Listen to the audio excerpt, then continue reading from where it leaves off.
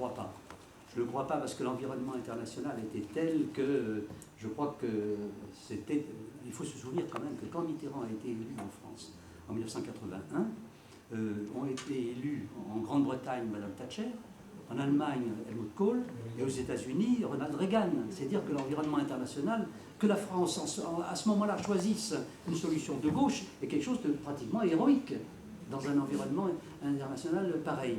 Donc je crois que ça aurait été difficile de résister, disons, à cette pression environnementale, quoi, en quelque sorte. On peut se demander aussi qu'est-ce qu'il aurait fallu faire pour faire les choses mieux. Moi, j'ai quelques réflexions sur le sujet. Par exemple, il y a eu une loi de démocratisation du secteur public de juillet 83. Juillet 83, alors que la loi de nationalisation est de février 82. Les lois Auroux qui donnaient le pouvoir aux travailleurs, ou tout au moins qui donnaient plus de pouvoir aux travailleurs, se sont étalées sur toute la période de 82 à 84. Pour le moins, ce qu'il aurait fallu faire, c'est faire tout ça ensemble, pour montrer qu'il y avait un rapport nécessaire entre le transfert de propriété et le pouvoir d'intervention des travailleurs. Je ne suis pas sûr que ça aurait suffi, mais dans le sens de la réflexion qu'il faut avoir, je crois qu'il faut au moins retenir cet enseignement. De manière à montrer que le transfert de propriété juridique ne suffit pas, aussi nécessaire qu'il soit, mais qu'il faut autre chose. Alors, quoi autre chose? Ça m'a amené, moi, à réfléchir sur le concept même de propriété. J'ai dit tout à l'heure que la propriété figurait dans l'article 17 de la Déclaration des droits de l'homme et du citoyen. On ne se rend pas compte aujourd'hui que la propriété privée a été une conquête de citoyenneté.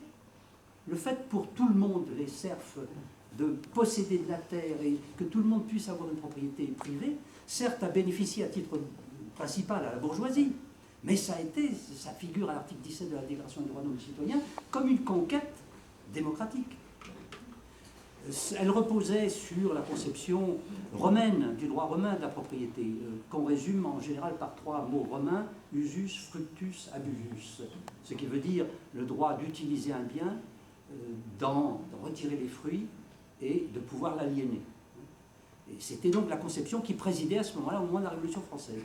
Une deuxième conception a surgi au moment de la Libération et de la Constitution de 1946, qui dans son préambule, au 9e alinéa, dispose que tout bien, toute entreprise qui a ou acquiert le caractère d'un service public ou d'un monopole de fait, donc on parle de service public, doit devenir propriété de la collectivité. On définit par là une propriété collective fondée sur une réalité capitalistique qui est bien entendu celle du temps. Et lorsque nous avons fait le programme commun, je m'en souviens puisque c'est moi qui ai tenu la plume pour écrire les critères de nationalisation, on a retenu 4 critères, j'en oublie toujours un, je vais sans doute en oublier un. 1. La satisfaction des besoins fondamentaux. 2. Le contrôle des secteurs clés de l'économie. 3. Les entreprises bénéficiant de fonds publics. Et 4, eh bien évidemment, non, les monopoles, évidemment, le monopole de fait. Quoi, hein, mais alors c'était une amélioration de la formulation du préambule de 1946, mais ça restait dans le même esprit. Hein. Certes, il y avait les besoins fondamentaux au début, et partant de là, on ne voyait comme solution que de la traduction juridique de ces critères, et la définition d'un seuil minimum de nationalisation qui allait tout changer. Aujourd'hui, je pense qu'il faut passer, alors ça, je considère que c'est la deuxième génération de la propriété. Je crois qu'il faut inventer aujourd'hui une troisième génération de la propriété que moi j'appelle appropriation sociale. Et utilisant ce terme d'appropriation sociale, ça n'est pas pour remplacer la propriété publique. C'est compte tenu de la propriété publique, mais se dire que la propriété, en fait, au-delà d'usus, fructus et abusus, et au-delà de la définition qu'en donne le préambule de la Constitution de 1946, il faut que ce soit un instrument de la maîtrise. Et pour que ce soit un instrument de la maîtrise, ben, il faut y ajouter non seulement les droits des travailleurs, mais aussi d'autres droits réels, de manière à pouvoir intervenir dans l'aménagement du territoire, dans le contrôle des relations extérieures, dans le développement de la recherche, dans le développement de la formation. Autrement dit, c'est tout un complexe de dimensions que je résume sous l'idée de la maîtrise, qu'il faut mettre dans ce concept nouveau d'appropriation sociale. Autrement dit, ma démarche serait d'approfondir la notion de la propriété et non pas de la récuser parce qu'une certaine forme de la propriété aurait échoué. Et c'est ça qui, pour moi, constitue un drame, c'est que ce chantier est complètement abandonné aujourd'hui. Alors on le remplace, toujours avec l'argument que c'était pas suffisant, donc c'est pas nécessaire, par la notion de pôle. Je suis en désaccord, je le dis très franchement, avec cette notion de pôle. Ça ne veut rien dire. Qu'est-ce que c'est qu'un pôle? Un pôle, c'est un point avec des lignes qui vont vers ce point. Ce qui m'intéresse, c'est savoir ce qu'il y a dedans. Et on ne dit jamais ce qu'il y a dedans. Si, on le dit pour, dans la résolution du dernier congrès du Parti communiste, on le dit pour le pôle financier. Quelqu'un a dû se dire qu'il faudrait quand même mettre quelque chose. Alors on met la Caisse des dépôts, on met l'OSEO, on met etc., etc. Mais tout ce qu'on a mis dedans, c'est déjà public. Donc ça, on ne propose aucune nationalisation bancaire et financière, aucune. Dans d'autres parties de la résolution, on dit qu'il y aura des nationalisations, on n'en dit pas lesquelles non plus. Alors, est-ce que ça veut dire qu'on propose simplement une nouvelle gouvernance? C'est ça la transformation révolutionnaire de la société? Non, ça n'est pas supportable. Voilà, je crois, toute une série de réflexions qui mériteraient des travaux collectifs considérables et qui ne sont pas réalisés aujourd'hui. Et il me semble qu'il y a là un handicap énorme. Hein. Voilà, alors je pourrais...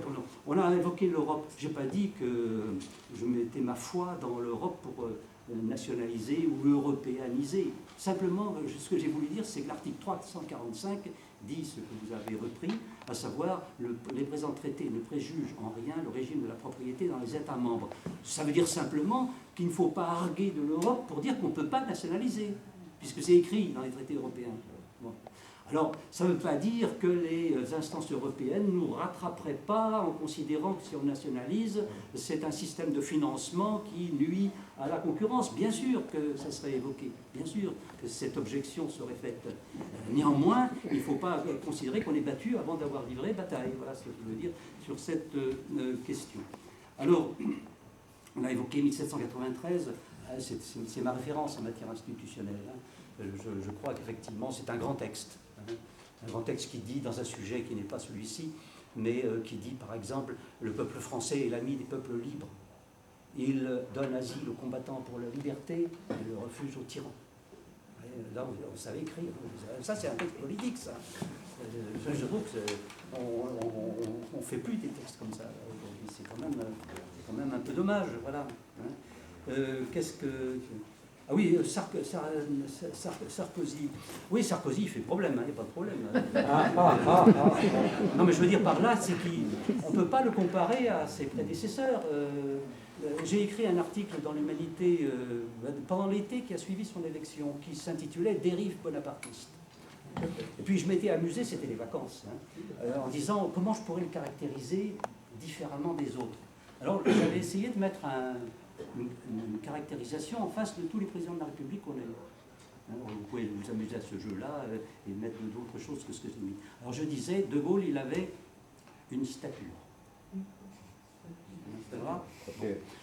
Deuxièmement, Pompidou, il avait une solidité. Non mais je ne me veux pas péjoratif, une solidité. Giscard d'Estaing, il avait, peut-être beaucoup pour lui, une intelligence. Mitterrand, il avait une culture. Je l'oublie toujours. Chirac, alors là j'ai du mal. Non, je dis, il avait un enracinement. Un enracinement. Sa dimension de ministre de l'Agriculture, t'attends le cul des vaches, et puis, bon, c'est le discours de Villepin à l'ONU, etc. C'est un prolongement du gaullisme. Et Sarkozy, j'ai dit, il a du talent, mais il n'a que du talent. Et dans la sphère médiatique, il n'y a rien de plus vaporeux et d'évanescent que le talent. Et puis, approfondissant ma réflexion sur le sujet, je me suis hasardé à la qualifier de bonapartiste, mais est-ce que c'est vrai? Alors je me suis mis à étudier le bonapartisme.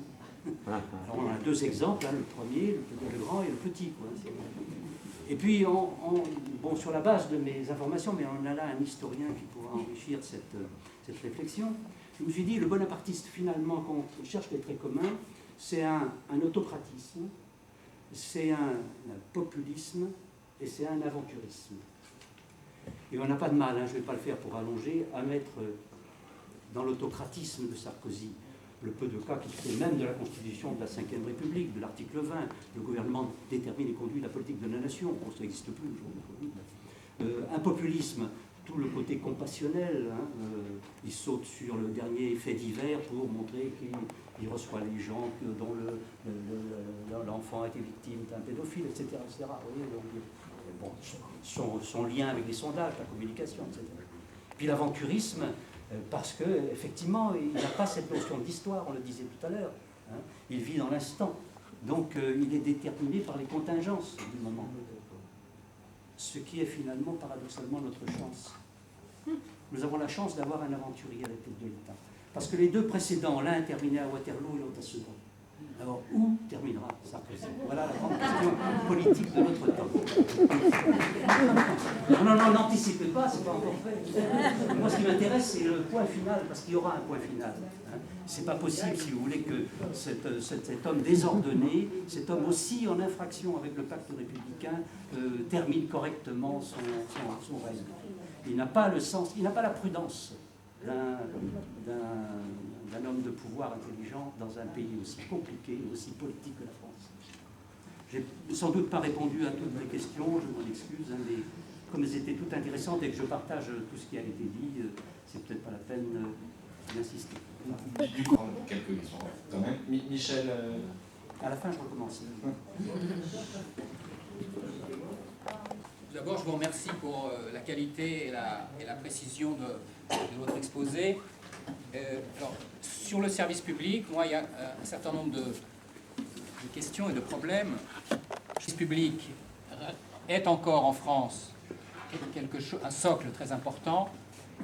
Il est manifeste malgré tout que une bataille politique, une bataille idéologique a été perdue, pas irrémédiablement, mais a été perdue incontestablement sur le service public, sur la notion de service public, dans la mesure où aujourd'hui, plus personne, donc toutes les partis et les organisations de gauche, Parti socialiste, Parti communiste, même le parti qui s'appelle Nouveau Parti anticapitaliste, plus personne ne prononce le terme de nationalisation.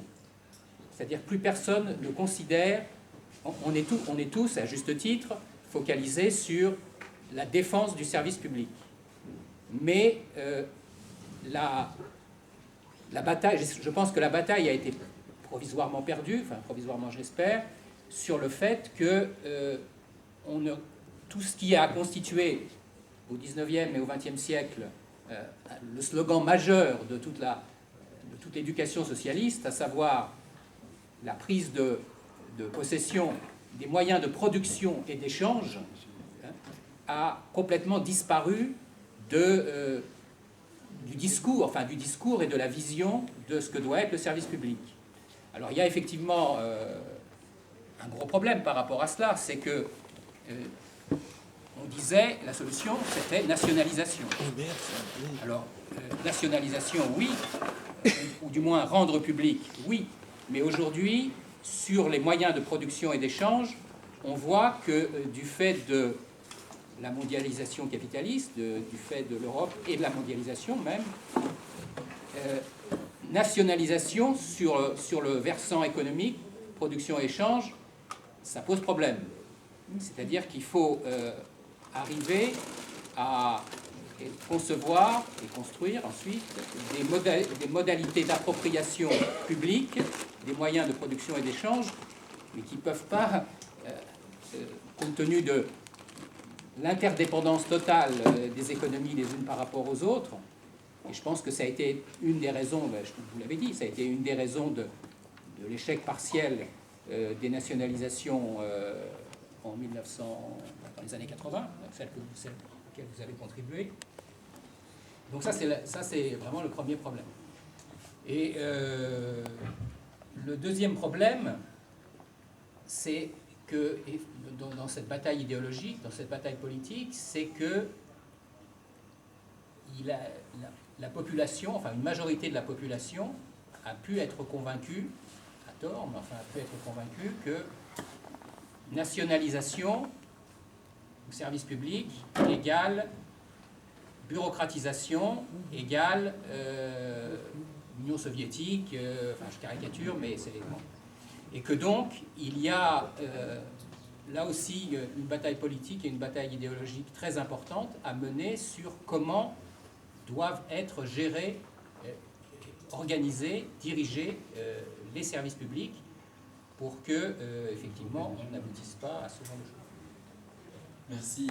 Il y a beaucoup de réflexions qui sont menées dans tout un tas de domaines autour de la citoyenneté, autour de la participation des différentes couches de la population, dont il ne faut pas penser qu'il n'y a que les salariés, puisqu'il y a également beaucoup de chômeurs, on le sait malheureusement. Il y a des gens qui ne sont pas au travail, il y a, le secteur de l'économie sociale et solidaire qui prend une certaine importance et qui est peut-être une voie pour sortir du capitalisme. Et donc, ma question, c'est, avec la défense du service public, est-ce qu'on ne peut pas concevoir le développement d'un certain nombre d'initiatives à partir des citoyens, parce que, y compris si les élus doivent être, le nombre d'élus doit être diminué, déjà actuellement, il est très difficile d'avoir des rapports avec eux parce qu'ils sont très pris. Donc les citoyens sont très seuls par rapport à la défense de leurs intérêts et des initiatives qu'ils peuvent prendre. Donc est-ce qu'il n'y a pas d'autres voies à élaborer pour que la vie politique soit pas centrée sur un petit nombre de gens, même s'ils sont directement la démocratie représentative, etc., qui ont l'autorité, qui ont la légitimité. Mais à côté de ça, est-ce que le citoyen, lui, il continue ou il a une nouvelle place? D'abord, vous allez voir pourquoi j'ai dit camarade. J'ai notamment écouté la réponse à la première série de questions et je l'ai trouvée satisfaisante, avec tout de même un problème. J'ai bien entendu les 4 conditions qui remplir pour ne pas avoir une conception, disons, comment dirais-je, miraculeuse de ce qu'on appelle les nationalisations. Je rappelle simplement, mais il le rappellerait sans doute beaucoup mieux que moi, que Péchinet Eugène Kuhlmann recevait de l'argent de la SNCF, Péchinet Eugène Kuhlmann privé, recevait de l'argent de la SNCF pour transporter ses produits. Donc la nationalisation, c'est pas un miracle. Je suis d'accord avec tout ce qui a été dit, donc, sur les droits d'entreprise, etc. Mais enfin, il faut aller un peu plus loin. Si je dis amis et camarades, je dis, moi, je pense personnellement, j'en suis venu à penser, et c'est là que je voudrais qu'Anicet Le Port précise la sienne de pensée, que le rôle du Parti communiste français n'était pas de participer ou de prendre le pouvoir, mais de le redonner à ceux qui ne l'ont jamais exercé. Je m'excuse de la formule, que j'emploie maintenant depuis une vingtaine d'années. Et il y a bien eu des pas qui ont été faits dans ce sens. Ce qui m'a été sympathique dans le mandat d'Anicet Le Port, parce que je suis de cette époque, ça a été la mesure qu'il a prise pour ouvrir l'École nationale d'administration à un tour, comment est-ce qu'on peut appeler ça, ça s'appelle le tour extérieur, je crois. Voilà. Parce que je me suis dit, tiens, voilà comment? J'expliquerai. Oui. Ça s'appelle la troisième voie d'accès à l'ENA. Voilà, c'est ça, oui. Bon. Je me suis dit, tiens, voilà un pas dans le sens du rôle que moi, personnellement, j'assignerais au Parti communiste français. Non pas prendre le pouvoir à la place de, mais non pas promouvoir les quelques énarques qui étaient membres du parti, mais élargir, aller dans le sens de redonner aux gens un pouvoir qu'ils n'ont jamais exercé. Et par contre, mon ami et camarade, Anicet Le Port, donne son point de vue sur la question du rapport entre le pouvoir et la propriété. Là où est la propriété. Parce que personnellement, vous l'avez bien compris, je ne pense pas que la propriété soit le fond du problème pour un véritable changement. Je ne comprends pas votre obstination à vouloir parler de nationalisation. C'est la première fois que ça m'arrive. Enfin, c'est peut-être que le début, hein, peut-être que ça va continuer. Je reviens donc sur cette question des nationalisations.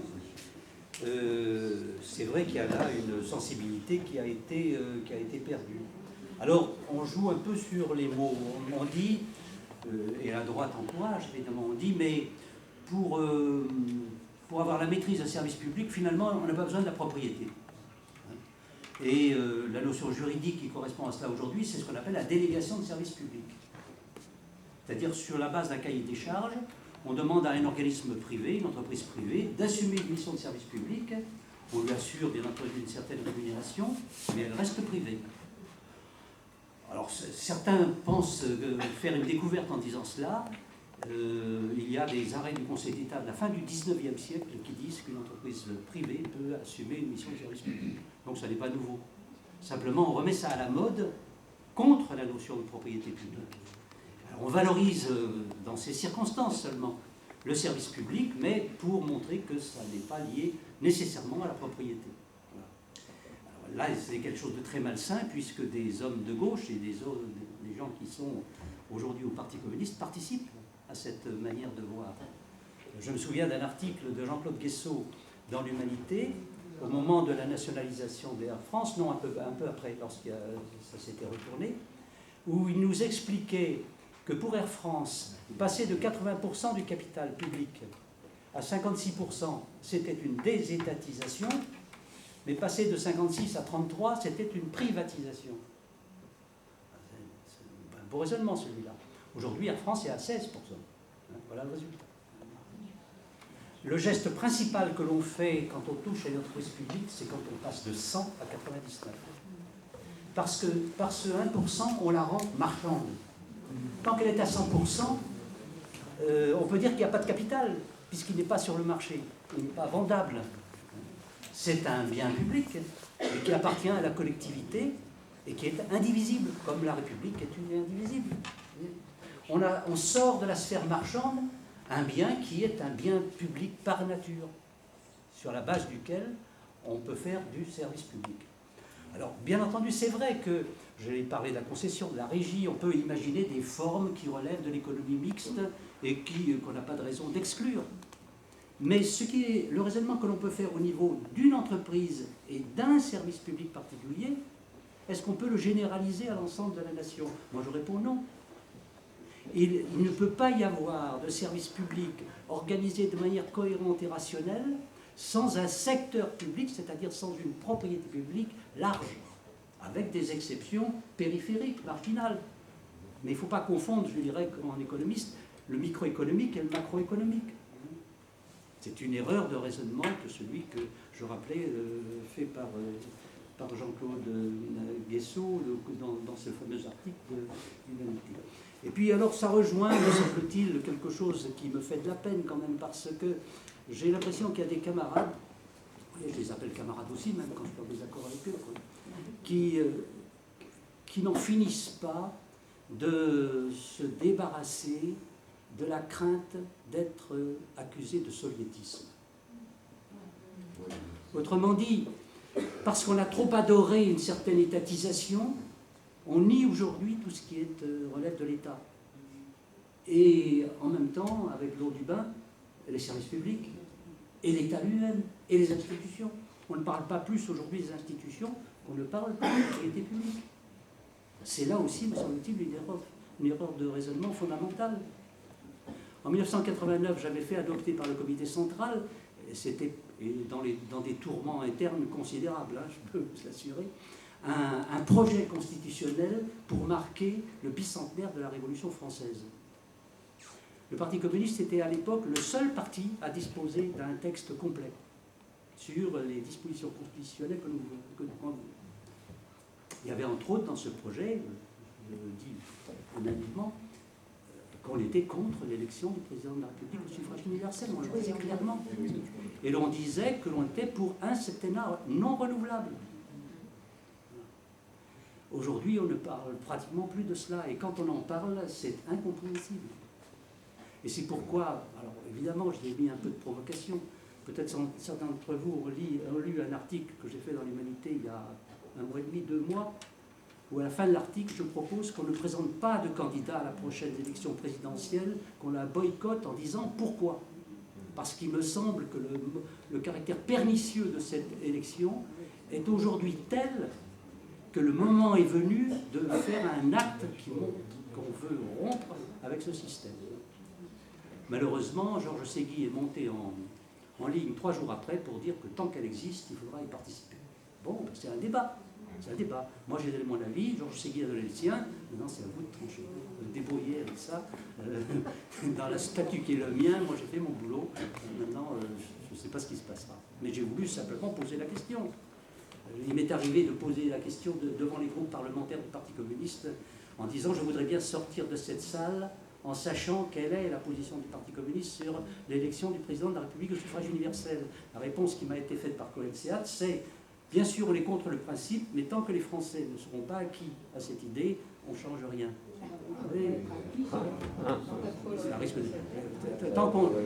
Tant que les Français seront pour le PMU, on ne supprimera pas le PMU. Bon, c'est vrai, mais avec des raisonnements comme cela, mais là aussi, si vous voulez, c'est un réflexe sur le passé. On a critiqué la notion d'avant-garde. Eh bien, on a dit que ce n'était pas bien d'être trop en avant. Là, maintenant, on joue les suivistes. Et on attend que l'opinion ait tranché pour la suivre. C'est ça, un parti progressiste d'avant-garde. J'ose même pas dire révolutionnaire. Est-ce que c'est ça? Non, je pense que c'est pas ça. Sur la propriété, sur les institutions, sur cette fameuse élection du président de la République au suffrage universel, sur l'histoire du référendum, c'est pareil. Le Parti communiste, traditionnellement, a été contre les référendums. Pourquoi? Parce qu'il estime que c'est un mode d'action politique qui est faible politiquement et qui dérive toujours vers des caractères plébiscitaires. Sur les 27 référendums qui ont été organisés depuis la Libération, 3 ont donné tort à ceux qui les organisaient. Et les 24 autres ont été gagnés par ceux qui organisaient le référendum. Ce qui montre bien que c'est une consultation pipée. Alors il y a des exemples différents. Hein. Il y a par exemple le vote sur le traité européen, qui a donné lieu à un bon débat. Lorsqu'il s'agit d'éléments constitutionnels, bien sûr qu'il n'y a que le peuple qui peut adopter des dispositions constitutionnelles, parce que comme il n'y a pas de Dieu pour faire une charia, eh bien il faut bien que ce soit le peuple dans sa souveraineté qui dise quelle est la constitution qu'il veut. Et lorsqu'il y a un traité européen qui est appelé à intervenir sur la constitution, il est normal que le peuple intervienne par référendum. Mais dans tous les autres cas, et c'est à mon avis une erreur. Donc, ce n'est pas des sujets politiques importants qui manquent, mais qui ne sont pas abordés aujourd'hui frontalement, parce que je crois qu'on a peur de les aborder. On a peur de se différencier. Alors, si on a peur de se différencier, à quoi on sert? Voilà. J'ai discuté de cela avec des responsables du Parti communiste qui sont assez conscients de la chose, qui sont assez lucides, et où on oppose. Alors, le grand débat, c'est est-ce qu'on discute des stratégies d'alliance ou des questions de fond? Oui, mais comme il y a des élections tous les 6 mois, ben on ne discute que des stratégies d'alliance. Jamais des discussions de fond pour les trancher. Là, je me mêle de ce qui ne me regarde pas. Hein, un camarade, je me mêle de ce qui ne me regarde pas. Mais enfin, puisque vous me posez des questions, je réponds, hein, et je réponds très librement. Bien, j'ai encore sans doute beaucoup d'autres choses à dire. Oui, je crois qu'effectivement que prendre la mesure du temps où on est. Quand j'ai quitté le Parti communiste en 1994, je me suis dit, maintenant j'ai plus de référence, puisque avant j'avais un appareil qui m'entourait, j'avais une idéologie qui était toute prête, quoi, et là, je me suis retrouvé tout seul. Alors je me suis dit, qu'est-ce qu'il faut faire? Et je me suis dit qu'on était dans une phase de décomposition sociale profonde et que la première chose à faire, c'était essayer de comprendre ce qui se passait. Puis la deuxième chose, c'était de savoir qu'est-ce qu'il fallait conserver de l'héritage des générations antérieures. La première branche de recherche que j'ai identifiée m'a conduit à écrire 2 livres. L'un s'appelle « Pendant la mue, le serpent est aveugle », ce qui est vrai en plus. Et puis un autre, « Éloge de l'échec », pour essayer de tirer de l'échec même, si vous voulez, des raisons d'espoir. Et puis la deuxième voie de recherche, je l'ai fédérée derrière le concept qui a été évoqué de citoyenneté. Et j'ai fait un que sais-je sur la citoyenneté, qui, dans un premier chapitre, dans une première partie, regroupe ce que j'estime être les valeurs du pacte républicain, celles dont on a parlé ce soir, une certaine conception de l'intérêt général, du service public, etc. Deuxièmement, le principe d'égalité, avec toutes les différenciations auxquelles il peut donner lieu. Et troisièmement, le principe de responsabilité, avec la laïcité comme fondement de la liberté et de la responsabilité des hommes et des femmes.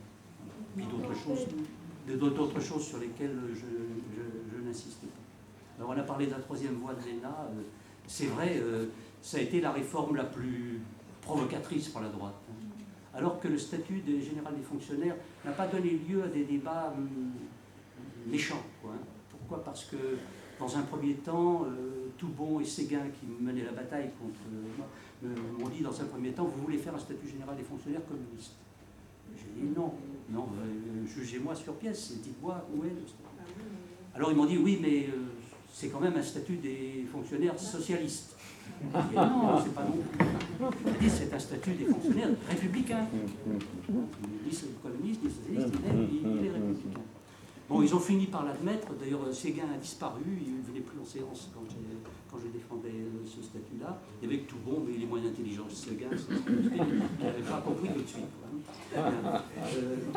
Et puis, il y a eu cette création de la troisième voie qui réservait des places à l'ENA et des places dans les corps de débouchés de l'ENA, y compris dans ce qu'on appelle les grands corps, à des gens qui, pendant 8 ans, avaient fait la preuve de leur attachement au service public par des activités syndicales, associatives et électives. Il n'y en a pas eu beaucoup de ces énarques du troisième type, il y en a eu 30. Et en 87, en même temps que la loi Galland sur la fonction publique territoriale, eh bien, elle a été abrogée et remplacée par un troisième concours qui existe toujours, mais qui a supprimé les critères qualifiants d'attachement au service public. C'est vrai qu'à l'époque, j'ai parlé d'élitisme de masse. Et parmi les énarques un peu connus, il y a Yves Salès, peut-être que certains d'entre vous le connaissent, qui dirige la Fondation Copernic.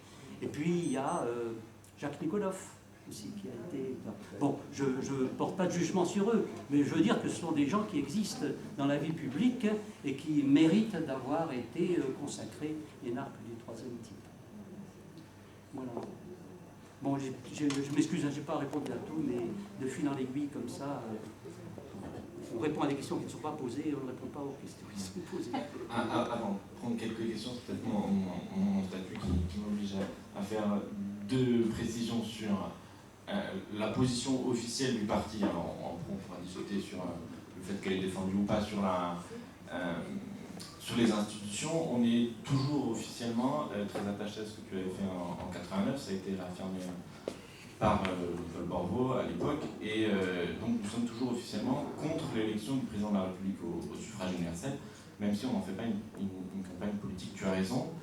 Et autre élément que je livre, c'est que s'il y avait Marie-Georges Buffet ici, elle serait la première à poser des questions sur les nationalisations, puisque je crois pour la première fois, en tout cas depuis que je l'écoute, dans son discours au dernier meeting, donc le 10 janvier, il y a 15 jours, elle a très nettement et très précisément parlé de nationalisation, mais on sera tous d'accord pour dire que c'était la première fois depuis longtemps.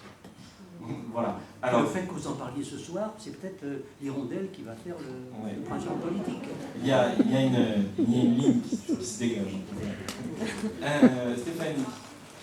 Préciser que les questions de propriété et de pouvoir sont très quotidiennement au cœur de nos assemblées générales au parti. Alors c'est sûr qu'elles ne se posent plus en termes de qu'est-ce qu'on fera quand on sera au gouvernement, parce que c'est pas prévu tout de suite là, compte tenu des scores que nous faisons même avec nos alliés. Il me semble que ce soir, il y a quand même un point qui n'a pas été abordé de front et qui me semble manquer beaucoup, y compris dans cette relation entre les notions de propriété et de pouvoir, c'est la question du marché du travail. Du marché du travail. Quand tu as parlé de valeurs, de morale républicaine, je préfère vertu républicaine, attachée au secteur public, je partage tout à fait ça, mais il me semble qu'on a trop tendance à détourner le regard vers l'objet qui va être produit par un secteur public, par exemple, ou le service lui-même, disons la mission de service public. Est-ce qu'elle est morale? Il est moral que n'importe quel Français ait son courrier le matin à l'heure fixe, etc., etc. Et que du coup, on détourne le regard d'une obscénité, à mon sens, beaucoup plus importante, qui est celle du marché du travail. S'il y a une vertu républicaine dans le service public, c'est qu'on sort le travail du marché. Et il me semble que c'est ça qui est moral, c'est-à-dire que cette vente, encore une fois j'insiste, obscène de la force de travail sur le marché du travail, qui est au cœur du capitalisme, me semble tellement importante à défendre aujourd'hui dans ce qu'est le secteur public et dans ce qu'est le service public. Pourquoi c'est si important? C'est pour des questions de vertu et de morale, évidemment, mais aussi pour des questions de mobilisation. Parce que s'il y a quelque chose qui est rentré au Parti communiste depuis 1981 et depuis 2002, c'est bien l'importance de la lutte et l'importance des mobilisations avant d'avoir des ministres au gouvernement. Et justement, on se pose cette question de la mobilisation, on l'a vu pour la Poste. Si on pose simplement la question de la mission du service public, eh ben on se fait embobiner. Parce que vous inquiétez pas, la lettre elle arrivera à l'heure, mais on trouvera, vous inquiétez pas, on mettra, ou même pour la SNCF, on mettra des bus à la place des trains, mais le service sera rempli. Et je crois que ce qu'il faut aujourd'hui quand on est communiste, c'est porter le statut du fonctionnaire. Parce que ça c'est mobilisateur. Et dans la lutte pour la Poste, on a eu je ne sais combien de milliers de millions de Français qui ont dit nous sommes attachés à un service public du point de vue de la mission. Mais on n'a pas eu assez de postiers dans la rue pour défendre un service public et un statut de la fonction publique. Et l'immoralité, elle va résider dans le fait que tous ces postiers vont devenir des gens qui vont vendre leur force de travail sur le marché du travail. Donc voilà, je voudrais remettre cette question un peu au cœur de tout ça. Voilà, c'est tout. Merci. Terre à terre, mais en fait, c'est sur la notion de se servir des enseignements de l'histoire pour l'avenir. Il était rappelé la LOLF. Il faut simplement rappeler que ça date de août 2001, si mes souvenirs sont bons. Entrée en vigueur 1er janvier 2006. Oui, mais elle a été votée en août 2001, si mes informations sont... oui, j'en suis... D'autre part, il y a un souci aussi qui concerne... Enfin, je suis par ailleurs fonctionnaire, je suis engagée syndicalement, et j'ai passé énormément de temps avec d'autres sur le décret évaluation-notation des fonctionnaires qui a été signé, la même chose, fin avril 2002. Alors, moi, ça me pose question, ça me fait mal de savoir ça, parce qu'effectivement, il y a eu des outils qui ont été mis en place, dont ensuite la droite s'est servie, et qu'on voit, qui ont été repris largement. De même que, pour un petit exemple, il faut faire très attention sur l'application concrète de certains points. La loi Pécresse, la loi sur les universités, prévoit que les étudiants pourront avoir des contrats, donc mal rémunérés, etc., à la place de personnel statutaire. Alors, il faut peut-être se poser la question de savoir s'il faut effectivement abonder dans le financement de ce type de contrat. Ça, c'est une question directe, mais bon. La question, sinon, les deux questions que j'avais, c'est d'une part, vous avez parlé de propositions que vous aviez en tête concernant l'évolution du statut général des fonctionnaires, et comme c'est une question effectivement intéressante, moi, ça m'intéresserait de savoir un petit peu quelles sont les pistes auxquelles vous aviez pensé. Et puis d'autre part, sur le fait que la question de la participation des citoyens, aussi bien fonctionnaires que salariés, généralement aux instances diverses et variées. On a vu que dans certains cas, par exemple dans la loi sur l'enseignement supérieur de 84, ça n'avait pas pu être concrètement très bien mené, et les gens ne se sont pas emparés d'instances qui existaient. Et finalement, par exemple, encore une fois, parce que je connais un petit peu la loi de Pécresse sur l'enseignement supérieur, on a réduit le nombre de représentants des salariés, enfin des représentants du personnel. Finalement, je me demande dans quelle mesure ça gêne vraiment les gens. Il y a en fait, les conditions, pour moi, ne sont pas remplies pour que on puisse correctement se saisir des questions qui concernent le travail. Voilà. Et donc, est-ce qu'il y a des pistes là-dessus ? Le mot de nationalisation, on peut pas, c'est absolument incontournable, il a été dévoyé par l'Union soviétique. Et le problème, bon, même si l'appropriation publique et l'appropriation publique des moyens de production est très importante, si on parle uniquement de nationalisation, on n'est pas compris par nos contemporains aujourd'hui. Si on n'explique pas le rôle du citoyen, les Français ne comprendront pas et ne penseront tout de suite étatisation, Union soviétique. La réflexion est la même pour la planification. La planification, je pense qu'on n'est pas audible si on nous renverra immédiatement, effectivement, au dévoiement des pays dits socialistes. Voilà, c'est tout. Je pense qu'on n'est pas audible, tout simplement. Merci. Fonctionnaire territorial et je suis militant de la Fédération des services publics, donc CGT. Donc quand on est au soir d'une journée d'action aujourd'hui qui est partie du versant territorial, il faut le souligner, ça c'est une des premières fois où on arrive à faire une action qui concerne une partie de la fonction publique et faire en sorte qu'il y ait l'ensemble de la fonction publique, plus ou moins, qui s'investissent, en particulier du versant de l'État, dans cette journée d'action. Alors, Anissé Leport l'a dit tout à l'heure, on peut apparaître comme le maillon faible de la fonction publique territoriale, mais il y a quand même quelque chose par rapport à l'attaque contre la fonction publique qui peut paraître contradictoire par rapport à ça. C'est que dans un premier temps, le gouvernement s'est attaqué avec la révision générale des politiques publiques à tout ce qui était État. Il y a eu la loi hôpital, patient, santé, territoire, je ne me suis pas trompé, donc pour la santé. Et puis là, maintenant, on a les différentes lois, parce qu'il y en a plusieurs, ça a été dit tout à l'heure. Il y a la réforme territoriale, c'est d'actualité, puisqu'elle vient en débat au Sénat, elle a commencé au début de la semaine. Mais on a la taxe professionnelle, toutes les lois, les différentes lois qui ont été évoquées par Anissé Leport, qui ont attaqué le statut de la fonction publique. Et donc, il y a une cohérence dans l'attaque. Mais ce qui peut paraître une contradiction, c'est pourquoi le versant territorial, qui peut paraître le plus faible, est attaqué le dernier.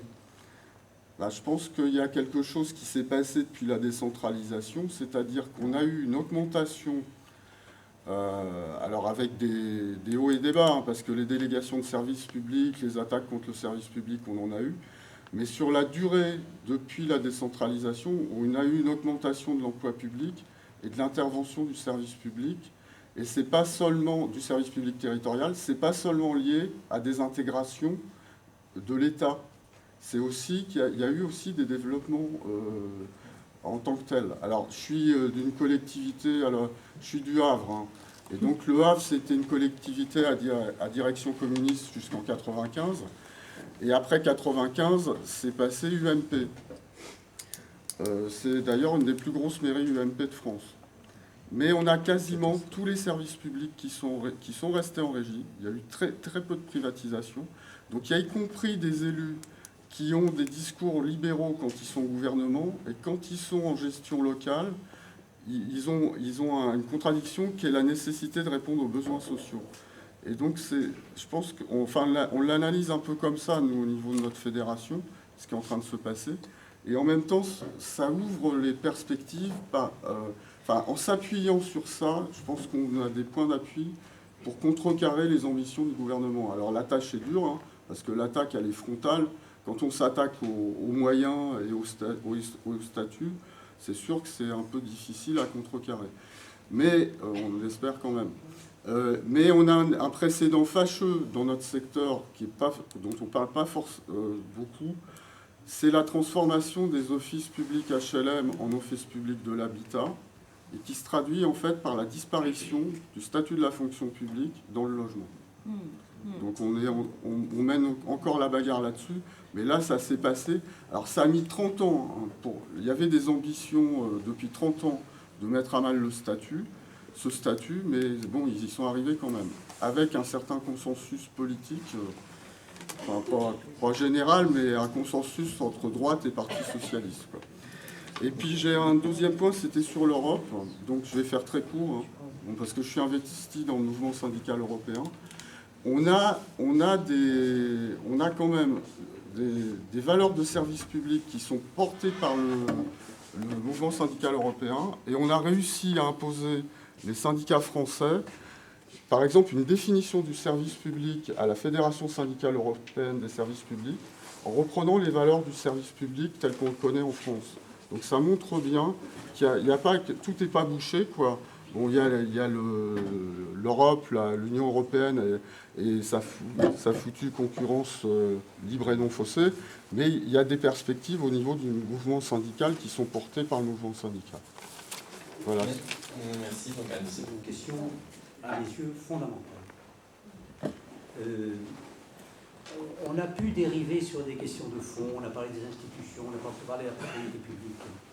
Il y a un terrain sur lequel on est inexcusable d'avoir dérivé, c'est celle du vocabulaire. Parce que si aujourd'hui on ne peut pas nationaliser demain, au moins aujourd'hui on peut utiliser les mots qui nous semblent les plus pertinents pour faire de la politique. J'étais il y a 2 mois dans un colloque de l'UFICT-CGT. Il y avait eu une matinée qui s'était déroulée sur des bases à peu près normales. L'après-midi, ils avaient fait venir des consultants. Et il n'a plus été question que de management, de gouvernance, de coaching, de mainstreaming, de benchmarking.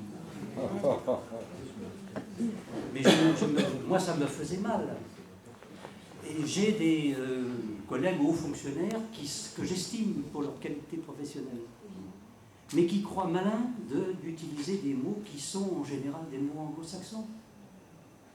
Quant au cède sur le vocabulaire, à mon avis, on commence à céder sur le fond. Et donc, il me semble que la reprise de main de notre part, au moins, elle devrait commencer par là. C'est-à-dire faire attention à nos mots, ce qui n'empêche pas le dialogue. Vous dites que vous préférez vertu à morale. On peut en discuter. Moi, je pense que c'est plus compréhensible de dire morale, mais peut-être que je me rallierai à votre point de vue. Je ne me battrai pas. Simplement, je pense qu'il faut y réfléchir avant d'utiliser les mots qu'on utilise. Vous savez, vis-à-vis de ses camarades, parce que c'était des gens bien orientés sur le fond par ailleurs, quoi, qui croient malin d'utiliser ce type de mots déviants.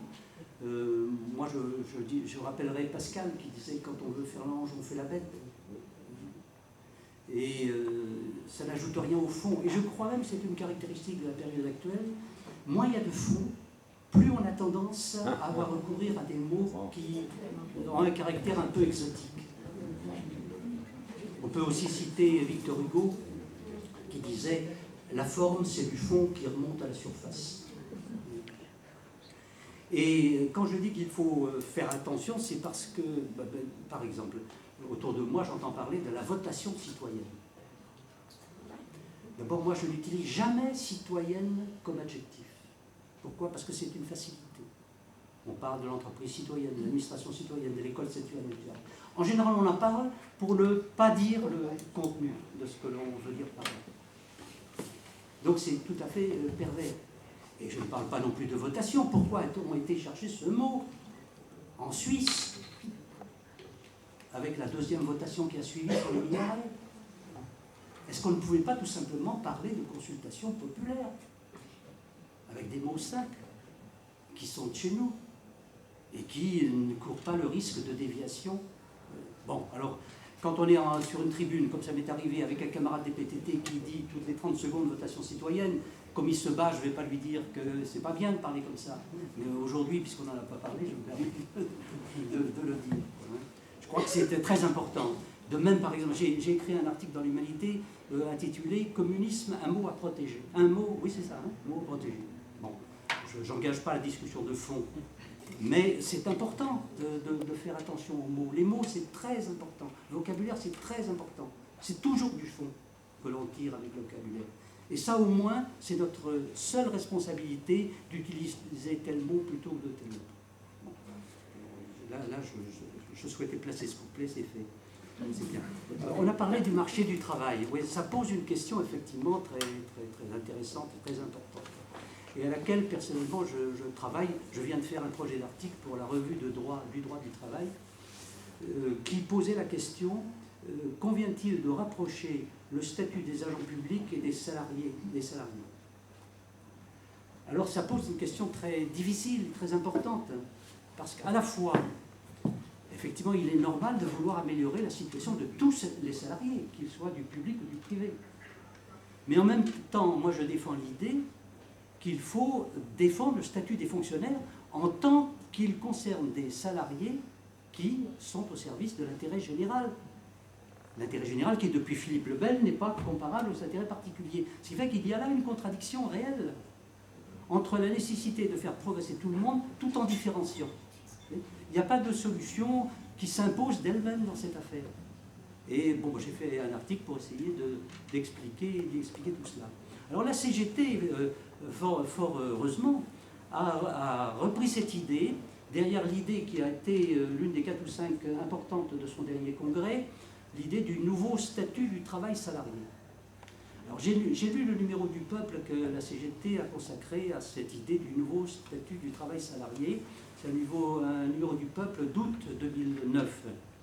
Et j'étais un peu déçu parce que j'ai l'impression que la CGT envisage cette idée que je trouve tout à fait bonne sous forme d'une amélioration de l'existant, une amélioration des conventions collectives. Et puis, dans son raisonnement, elle englobe les fonctionnaires, comme si c'était une sous-partie de son raisonnement. Et là, à mon avis, elle escamote la contradiction que j'évoquais. Personnellement, je ne parle pas de nouveau statut du travail salarié. J'ai intitulé mon article pour un... Il ne faut pas que je me trompe, hein, le vocabulaire est important. Pour un statut des travailleurs salariés du secteur privé. Voilà. Pour bien montrer qu'il faut aussi qu'ils aient un statut, quelque chose qu'on appellera un statut, mais que ça les concerne eux. Et je tire ça d'une expérience d'il y a une dizaine d'années. J'avais été chargé par Martine Aubry et Michel de Messine d'un rapport sur la situation des travailleurs saisonniers du tourisme. Il n'y a pas plus éloigné des fonctionnaires que les plagistes, que les serveurs pendant les vacances, etc. Et donc on avait, avec le groupe que j'animais, retenu 31 propositions. Et au fur et à mesure qu'on progressait, ce sont les travailleurs saisonniers eux-mêmes qui nous ont dit « mais nous on veut un statut ». Et la question qui s'est posée dès lors à moi, c'est comment organiser ces 31 propositions pour que ça ressemble à une statut. Et j'ai développé alors l'idée qu'il n'y a pas de statut sans une base législative forte.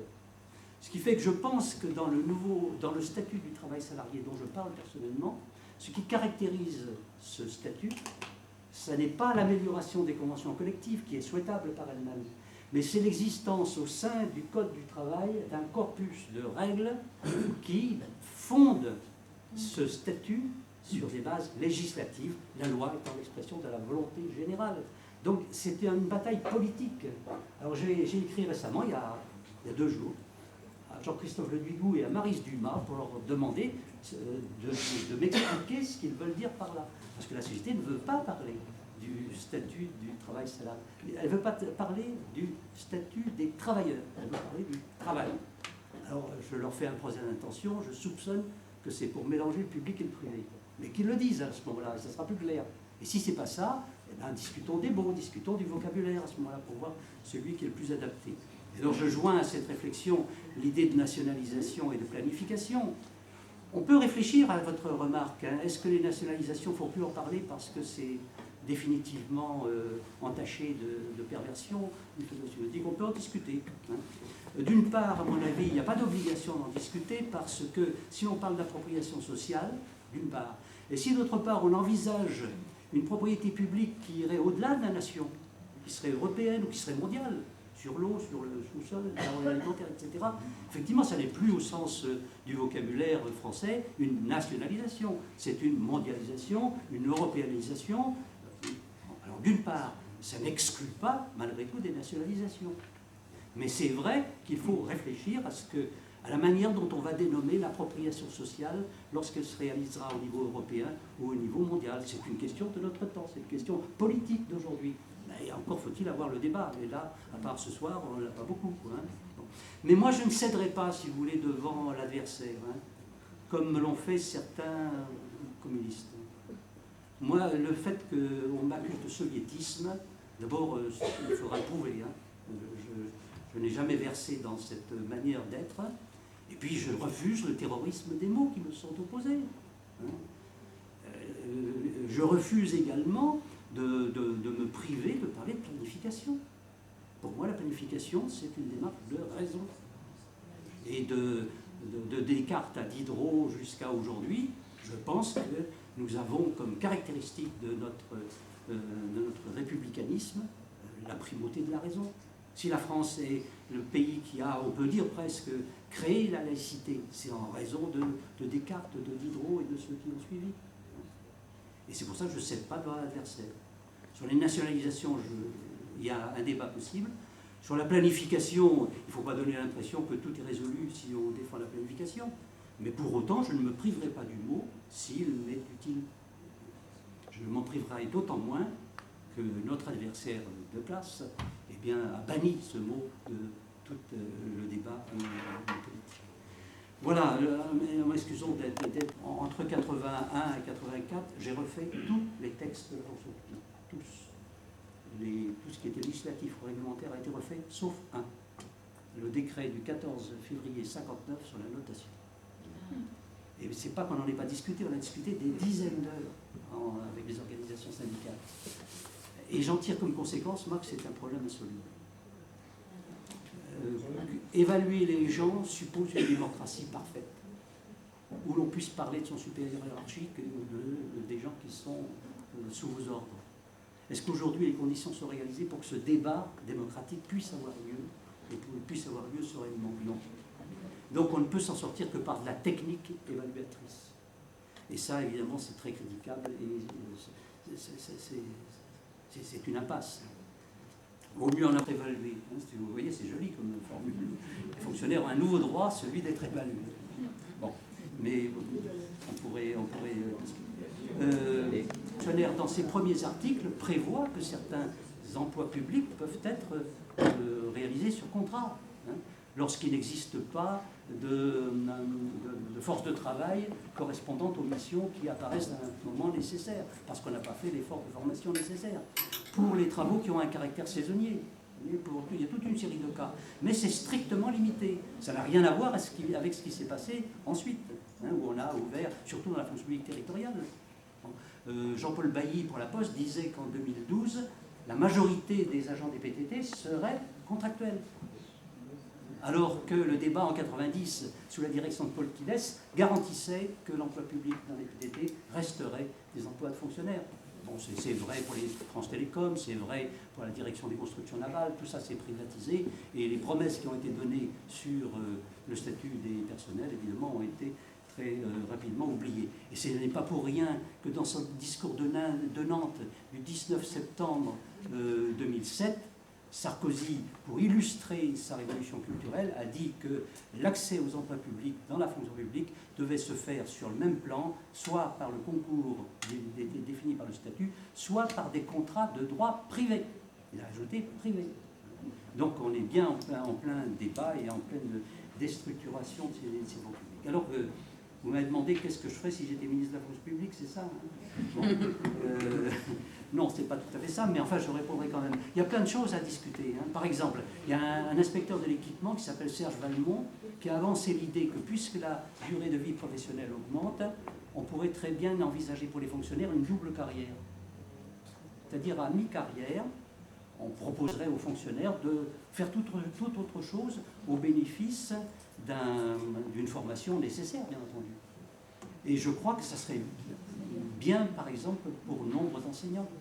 C'est vrai que 40 ans à enseigner, c'est tuant, c'est usant. Hein. Et je comprendrais très bien que des gens à 45 ans, par exemple, veuillent changer d'orientation, tout en utilisant l'expérience qu'ils ont eue dans la première partie de leur vie professionnelle. Il y a toute une réflexion à avoir sur ce sujet. Il y a une question qui est maltraitée dans la fonction publique aussi, c'est la mobilité, c'est vrai. Et je ne dis pas ça à l'appui de la loi sur la mobilité de l'été dernier. Mais c'est vrai que les moyens que l'on a, c'est-à-dire la mise à disposition, la disponibilité et le détachement, ne fonctionnent pas très bien. Et qu'il faudrait inventer des modalités de mobilité entre corps, les corps jouant aujourd'hui encore le rôle d'obstacle à cette mobilité. Donc là, il y a quelque chose qui, effectivement, ne va pas très bien. Bon, il y a aussi des réformes considérables à faire concernant l'accès des femmes aux emplois supérieurs de la fonction publique. Il n'y a que 6 préfètes sur 100 aujourd'hui. C'est vrai pour les ambassadeurs, c'est vrai pour les directeurs d'administration centrale, etc., etc. Il y a toute une série de reclassements indiciaires qui sont également nécessaires.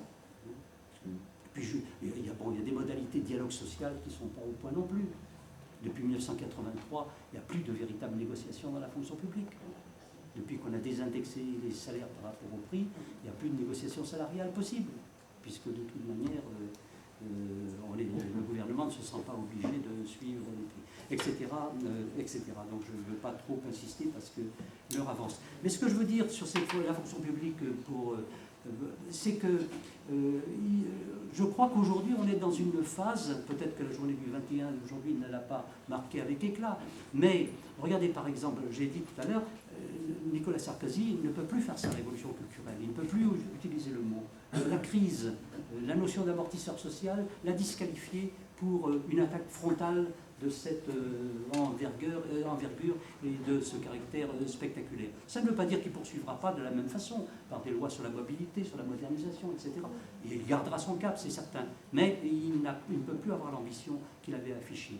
De la même manière, et ça évidemment ça ne concerne pas tout le monde, le gouvernement avait envisagé de supprimer les classements de sortie des écoles d'application, à commencer par l'ENA. Eh bien il y a renoncé, parce que c'est apparu trop compliqué, impossible, plein de réticences, etc. Et puis l'un des derniers actes de Séguin, ça a fait un premier titre du Monde il y a 15 jours, 3 semaines, il a stigmatisé cette politique purement comptable qui consiste à supprimer, à ne pas remplacer un fonctionnaire sur 2. Il a porté contre ce qui est l'objectif phare de la politique de Nicolas Sarkozy dans la fonction publique, il l'a critiqué d'une manière très, très dure. Et donc là, ça crée des conditions, ça montre qu'il n'y a rien d'irréversible, ça crée des conditions pour qu'une action puisse se développer et que ce pouvoir puisse reculer. Alors sur la fonction, on en a compris, ce n'est pas péjoratif, c'est simplement parce que, je l'ai dit tout à l'heure, elle n'a pas l'histoire qu'a la fonction publique territoriale, et puis il y a une relation de fait entre le fonctionnaire et l'élu qui est d'un caractère particulier. Pour dire les choses simplement, le clientélisme se développe plus facilement entre un élu et puis un fonctionnaire d'une petite localité qu'entre un supérieur hiérarchique et un agent d'exécution dans l'État. Quand on a pris la décision finalement de mettre les agents publics des collectivités territoriales sous le statut général des fonctionnaires, j'ai rencontré toutes les associations d'élus. Toutes. Aucune n'a été enthousiaste. Aucune. Et c'est humain, parce que les élus devant le statut se sont dit qu'on allait les encadrer, qu'on allait leur enlever des prérogatives. Et évidemment, un élu, il n'aime pas ça. Quand la loi du 26 janvier 1984 est passée en Conseil des ministres, il y avait au bout de la table, en dehors de la table du Conseil des ministres, il y avait une petite table où le secrétaire général adjoint de l'Élysée faisait le procès-verbal de la réunion. Et à la fin de la réunion, je le connaissais, il est venu me voir, il m'a dit, tu sais, je ne suis pas d'accord avec ce que tu viens de faire. Il me dit, il me parlait comme ça parce qu'on se connaissait. Il me dit, je veux continuer de mettre mon poing dans la gueule à un cantonnier qui se bourre. Vous voyez le niveau de la discussion, c'est des ministres. Voilà, non, ceci pour vous donner un état d'esprit. Il est aujourd'hui sénateur dans le centre de la France et il porte des bretelles.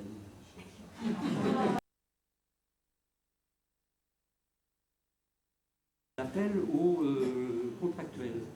Alors,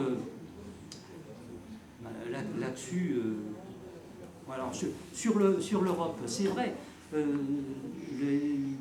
Moi, je ne considère pas que la bataille européenne est perdue en ce qui concerne le service public et la fonction publique. Si l'on regarde les choses sur le long terme, les progrès, c'est vrai, sont faibles, mais il y a quand même des progrès. Il y a quelques années, l'Europe avait décidé d'une directive sur les services publics. Le nom était dit à ce moment-là.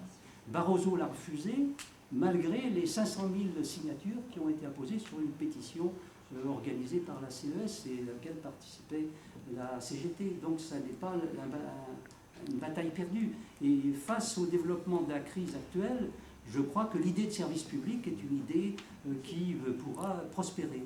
Et comme dans ce domaine, comme dans le domaine du droit d'asile, comme dans le domaine de la laïcité, eh bien en matière de services et de fonction publique, la France, parce qu'elle a une grande culture de la chose et parce qu'elle a une grande antériorité, serait en mesure d'apporter une contribution importante. Ce qui fait que par là, le combat de classe, comme on dit, eh bien, rejoindrait un combat national tout à fait intéressant et tout à fait constructif.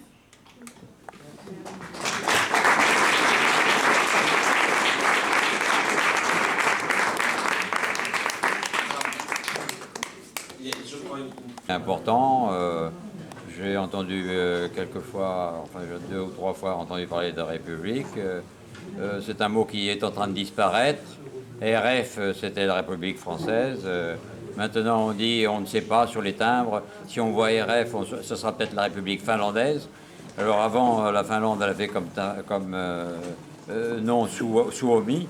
Donc ça ne faisait pas problème pour RF. Mais la République est en train de disparaître. Et la République, c'est la chose publique. Et pour la question de l'eau, je crois qu'il n'a pas fait problème dans l'Europe même de s'assurer la gestion, parce qu'on s'est rendu compte que la gestion des intérêts publics pouvait aller contre la santé publique. Avant que tout le monde ne parte, j'ai 2-3 informations essentielles à donner. Je ne voudrais pas conclure, parce que je ne pense pas qu'on puisse conclure sur ces questions de fond, mais en tout cas en guise de conclusion, notez que nous avons des moyens d'agir, nous avons des moyens de faire des choses, qu'une campagne électorale s'ouvre et que la question centrale des services publics va y être posée, en tout cas c'est notre intention. Et c'est pour cela que je vous donne juste une date. Jeudi prochain, donc on sera le 21 plus 7, le 28, ici même à 19h30 se tiendra une réunion du comité du Front de gauche élargi, ouvert évidemment à tous les militants, tous les sympathisants, pour commencer ensemble à construire la campagne des élections régionales dans l'arrondissement. Donc vous êtes tous très cordialement invités. Si vous laissez vos coordonnées, vous y serez réinvités par mail, parce que c'est ce qu'il y a de plus pratique et de plus rapide à faire. Et pour ceux qui le souhaitent au moment de partir, ah oui, précision importante, lors de cette réunion du comité du Front de gauche dans l'arrondissement, on présentera notamment la tête de liste parisienne qui est Éric Coquerel, ainsi que les différents candidats issus du 11e, et j'ai l'honneur et la joie de vous apprendre que 2 camarades de la section du 11e arrondissement seront candidats sur cette liste. Il s'agit de Nathalie Marchand, que beaucoup ici connaissent, qui est donc la secrétaire du syndicat CGT de l'hôpital Saint-Louis, et de Hélène Bidard, notre conseillère de Paris. Il y aura d'autres candidats. Et voilà. Et pour ceux qui le souhaitent, j'ai pris la liberté d'apporter des tracts, donc il y en a plein. Tous ceux qui veulent repartir avec et faire leur boîte aux lettres pourront le faire avec le plus grand plaisir. Merci beaucoup. C'est-à-dire qu'on n'a pas cette connaissance, même les critères que tu as pu évoquer, on n'a pas cette connaissance. Donc les fondements sont... c'est-à-dire on voit bien que ce serait une nécessité, mais sans pouvoir Non, mais il y a expliquer, une sans avoir une histoire stigmatisation de ça. Quoi. par. Vous voyez bien qu'on n'est pas, on se démarque des soviétiques, on n'est pas des soviétiques. Ouais. Donc on est contre l'étatisation et donc on parle plus d'État. On est contre. Comment ? Une honte inculquée aux Une honte écoles. Et les jeunes Mais n'ont non, pas mais cette dans le numéro d'août 2008 d'économie et politique, il y a cette phrase de Bocara. Il faut s'occuper des besoins pour mieux gérer, à l'opposé du fétichisme de la propriété publique des grands moyens de production. À l'opposé du fétichisme des grands moyens de production. C'est une catastrophe, ça.